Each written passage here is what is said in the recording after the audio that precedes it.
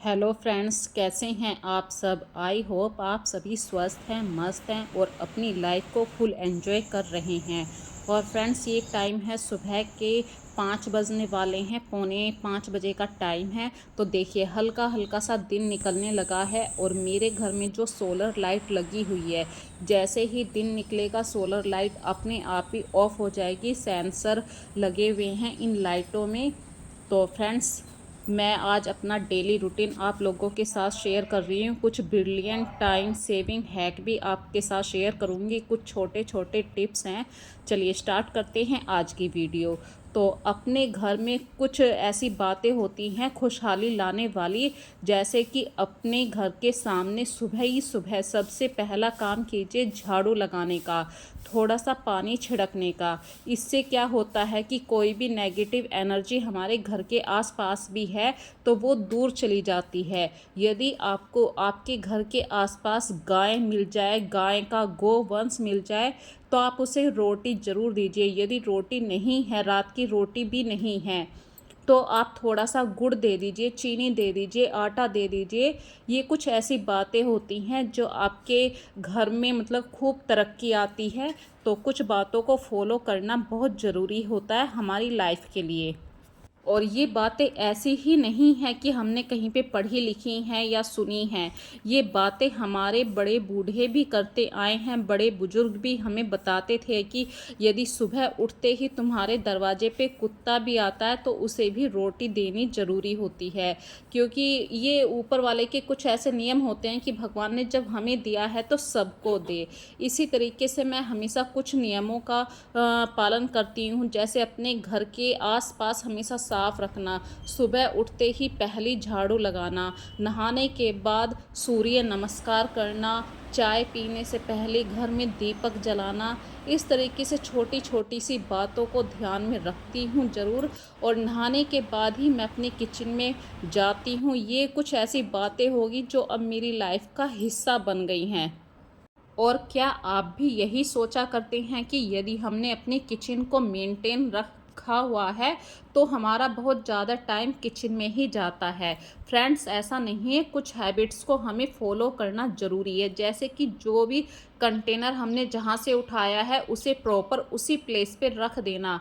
इन छोटी छोटी सी बातों को जब हम फॉलो करने लगते हैं, ऑटोमेटिक हमारी किचन साफ़ रहने लगती है, ऑर्गेनाइज रहने लगती है। और थोड़ा सा सुबह के वक्त में जब आपके पास बिल्कुल टाइम नहीं होता है, क्योंकि बच्चों के लिए खाना भी बनाना होता है और सिर्फ ये नहीं है कि रोटी सेकनी होती है, हमें टाइम से सब्जी भी बनानी होती है। अपने जो मसाले होते हैं उन्हें प्रॉपर रखना भी पड़ता है।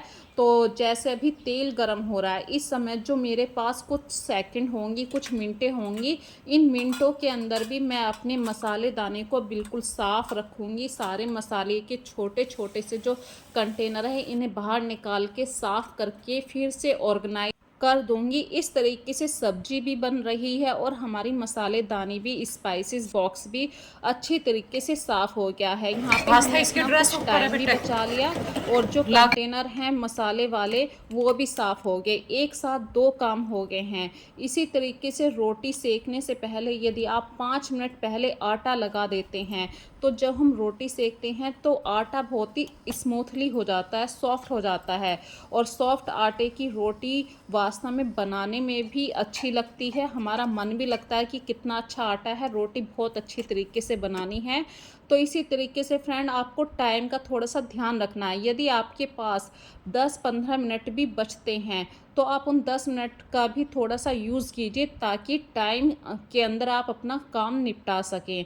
तो फ्रेंड्स, जब हम टाइम का ध्यान रखते हैं, जैसे कि अभी किचन में काफ़ी टाइम लगने वाला है, मुझे मिनिमम 1 घंटा लगता है किचन को क्लीन करने में, तो 1 घंटे के अंदर मैं कपड़ों को वॉशिंग मशीन में लगा दूंगी, टाइमर सेट कर दूंगी। इससे क्या होगा कि मेरे कपड़े भी टाइम के अकॉर्डिंग धुलते रहेंगे, बस उन्हें सुखाना है। तो ये हम जब प्लानिंग करके चलते हैं तो इससे हमारा टाइम भी बचता है और हमारे काम भी आसान हो जाते हैं। इसी तरीके से फ्रेंड्स, जैसे जो भी कंटेनर आपका खाली होता है, किचन में रोज़ कुछ ना कुछ कंटेनर हमारे खाली होते रहते हैं, तो आप वेट मत करिए कि प्रॉपर एक दिन आपको किचन के सारे कंटेनर खाली करके यूज़ करने हैं। जितने भी कंटेनर खाली हों, 1 हो, 2 हो या 3 हो, उन्हें तुरंत साफ़ कीजिए और तुरंत ही फिलअप करके रख दीजिए।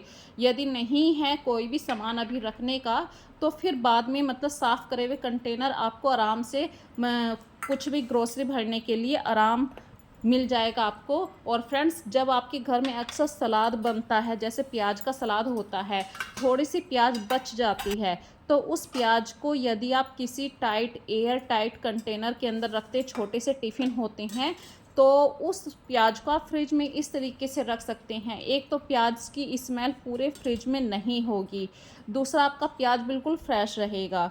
और यहाँ पे भी एक छोटा सा टिप्स है, जब आपके घर में बिल्कुल साफ़ दूध आता है, तो उस दूध के अंदर आप 1 गिलास पानी मिला सकते हैं, क्योंकि ये जो दूध आप लेकर आते हैं, ये आँखों के आगे का दूध होता है, प्योर, 1% भी इसमें मिलावट नहीं होती है।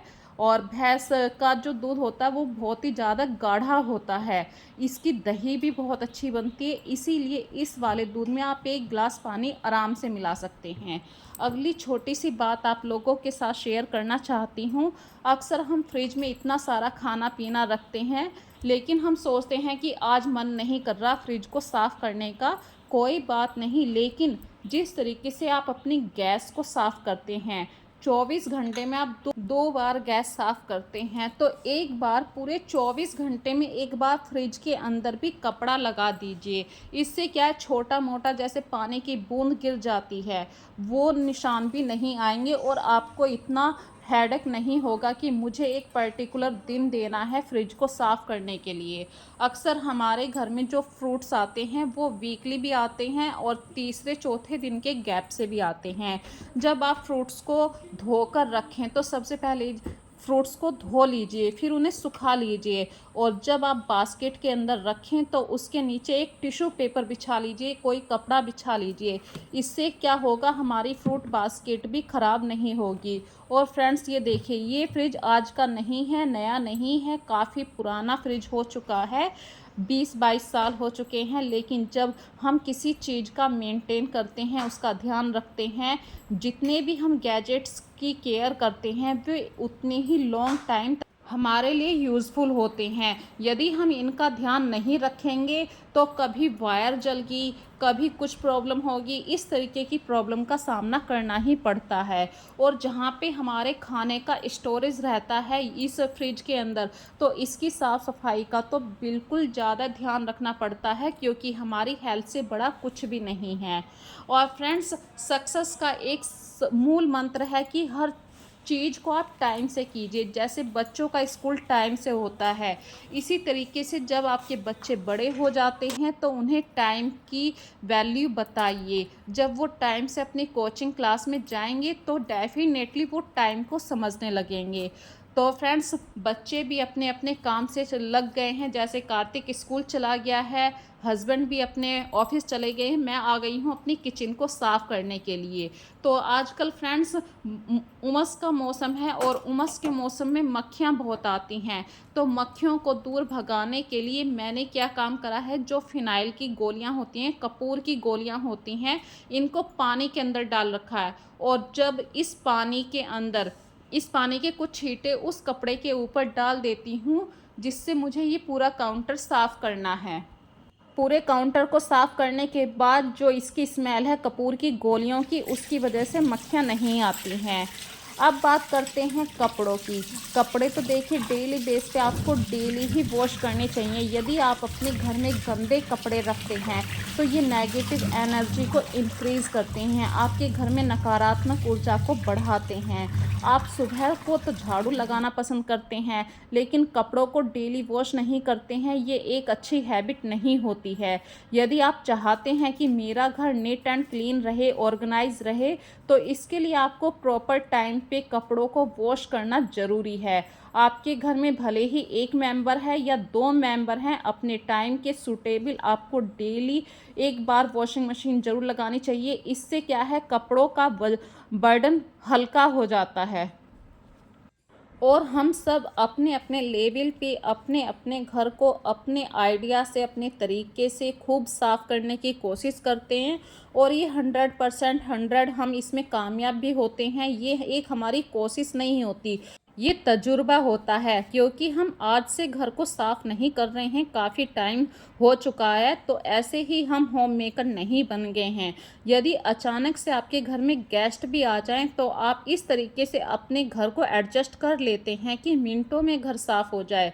तो कुछ कामों के लिए आपको रॉकेट साइंस बनने की ज़रूरत नहीं है, बस कुछ तरकीबों से, कुछ आइडिया से, कुछ हैक से अपने घर को नीट एंड क्लीन करना पड़ता है। तो फ्रेंड्स, पूरे दिन का मेरा जो रूटीन है वो अब मैं आप लोगों के साथ शेयर कर रही हूँ। दोपहर तक मेरा मतलब 12 बजे तक काम निपट गया था और ये टाइम है 2-2:30 बजे का टाइम है।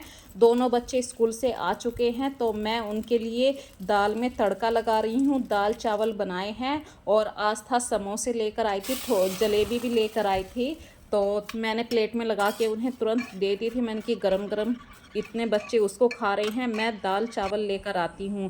क्योंकि ये जो टाइम है फ्रेंड्स, मुश्किल से बच्चों को आधा घंटा कुल मिलता है। आधे घंटे में बच्चे खाना भी खाते हैं, रिलैक्स भी होते हैं और फिर बच्चे चल पड़ते हैं अपने ट्यूशन की तैयारी करने के लिए।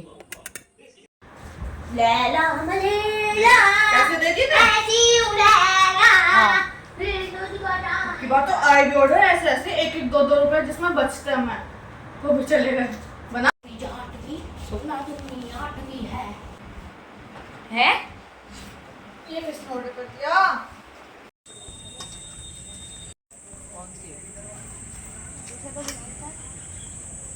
ठीक है, मैं गई ना ओके। कैसे बुलाने?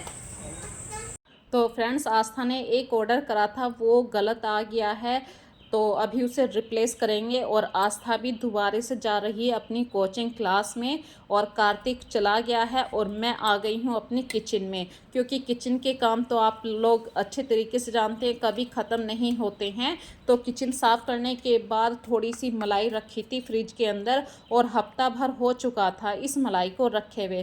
रोज़ सोची थी कि आज मलाई से घी बनाना है, घी बनाना है, पर हमेशा मैं टाल मटोल कर रही थी।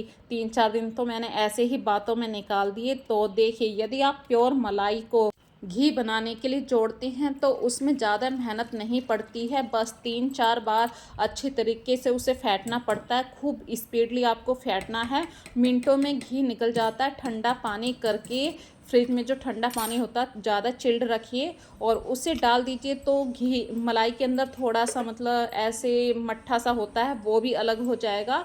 और घी बनने के लिए आप गैस पे रख दीजिए, मिनटों में आपका घी भी तैयार है। तो फ्रेंड्स, आज की वीडियो आप लोगों को कैसी लगी है मुझे कमेंट में ज़रूर बताना। और कोई भी बात आपको ऐसा लगती है कि मैंने ये गलत बोला है या ऐसे नहीं करना था ये काम, आप मुझे कमेंट सेक्शन में भी बता सकते हैं। तो इस वीडियो को यदि आप पसंद कर रहे हैं तो ज़्यादा से ज़्यादा इसको वॉच टाइम दीजिए, अपने फ्रेंड सर्किल में शेयर कीजिए। फिर मिलेंगे एक नई वीडियो में नए कॉन्सेप्ट के साथ। तब तक के लिए अपना ध्यान रखिए और चलते चलते देखिए, लाइफ जो होती है वो एक अनमोल है। यदि हम किसी को एक बूंद खून देकर किसी की लाइफ बचा सकते हैं तो इससे बड़ा कुछ भी नहीं है। दान धर्म सब कुछ एक साइड में और किसी को ब्लड डोनेट करना अलग बात है। तो मेरे हस्बैंड हमेशा साल में एक बार ब्लड डोनेट ज़रूर किया करते हैं और ये भी हमारे घर के पास ही मतलब कैंप लगा हुआ था। डॉक्टरों ने अच्छी तरीके से इनका पूरा चेकअप करा है, तभी इनको ब्लड डोनेट करने के लिए परमिशन मिली है और सभी कुछ राजी खुशी है। फिर मिलेंगे एक नई वीडियो में।